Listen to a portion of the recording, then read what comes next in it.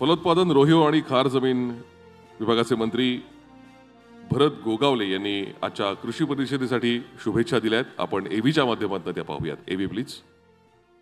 नमस्कार, मी भरत गोगावले, रोजगार हमी मंत्री।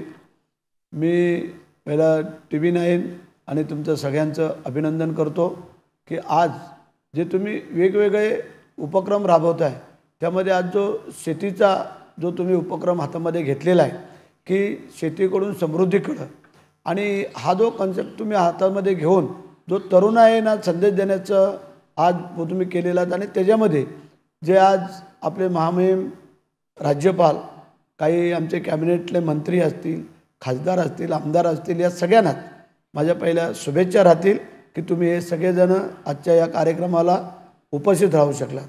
मला आजच्या या कार्यक्रमाला का येता आलेलं नाही आहे, तर मला माझ्या बांबू लागवडीचा एक मोठा कार्यक्रम पाशाभाई पटेलांनी घेतलेला आहे आणि त्याला मला उपस्थित राहणं गरजेचं आहे, आणि म्हणून मी लाईव्हमध्ये तुम्हाला आज शुभेच्छा देतो आहे।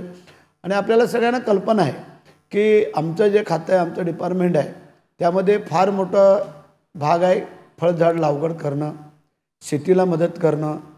तर ह्या ह्याच्यामध्ये जे काय तरुण वर्ग मुंबईकडं, ठाण्याकडं, पुण्याकडं किंवा शहरांकडं जो जास्त मोठ्या प्रमाणात जातो आहे, तो आमच्या या माध्यमातून कसा थांबवला जाईल आणि त्याला आपल्याच शेतामध्ये, आपल्याच तालुक्यात, आपल्याच गावामध्ये कसे रोजगार उपलब्ध करून देता येईल, ह्या माध्यमातून जी तुमची योजना तुम्ही जे काय केलेत वेगवेगळ्या खात्यांच्या माध्यमातून, तसं आज हे आमचं खात्यांच्या माध्यमातून तुम्ही आम्हाला जे सांगितलं फार समाधान वाटलं आम्हाला। पुन्हा तुमचं मी अभिनंदन यासाठी करतो की तरुणाला तेवढ्या नोकऱ्या उपलब्ध राहिलेल्या नाही आहेत, आणि म्हणून आमच्या खात्यातून फळझाड लागवडीला चांगल्या प्रकारे स्कोप आहे।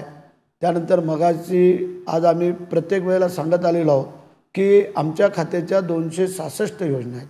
त्या 66 योजनांचा लाभ जर ग्रामीण भागातल्या कष्टकरी शेतकरीच्या मुलांनी जर घेतला, आज तुम्ही BSc, MSc, डिग्री, डिप्लोमा असे अनेक कोर्स घेऊन बाहेर पडतात, नोकऱ्या कुठं तेवढ्या आहेत? त्यापेक्षा साधं आणि सोपं गणित आहे। जर तुम्ही आमच्या खात्याचा अभ्यास केलात, आमच्या अधिकाऱ्यांनी सगळ्यांनी, तर तुम्हाला समृद्धी व्हायला वेळ लागणार नाही आहे, आणि त्यासाठी आम्ही संपूर्ण ताकद आमच्या खात्याची वापरतो आहे। काल आदरणीय पंतप्रधान महोदयांचा वाढदिवस होता, आणि त्या वाढदिवसाचं औचित्य साधून आम्ही जवळजवळ 75 गावं समृद्धीकडे नेण्याचं ठरवलेलं आहे। त्याच्यामध्ये ह्या वेगवेगळ्या योजना आहेत, फळझाड लागवड असेल, फुलझाड लागवड असेल, भाजीपाला असेल, मत्स्य व्यवसाय असेल, शेती तलाव असतील, अशा अनेक योजना आहेत की ज्याचा लाभ त्या शेतकऱ्याला थेट होऊ शकतो।